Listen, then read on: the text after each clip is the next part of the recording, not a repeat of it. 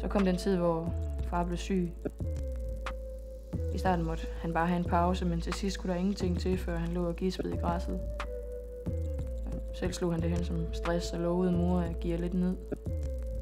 Men hun fik overtalt ham til at lade sig undersøge. Og jeg fandt man en knude omkring hans hjerte.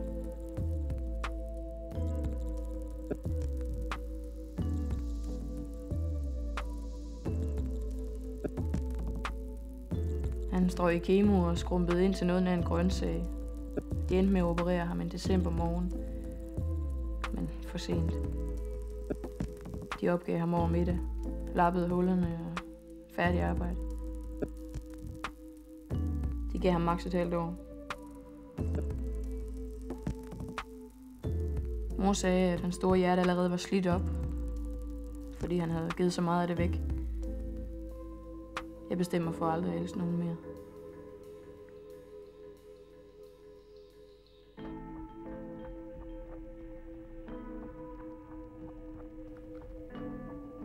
Lægerne havde gjort, hvad de kunne, og far kom hjem.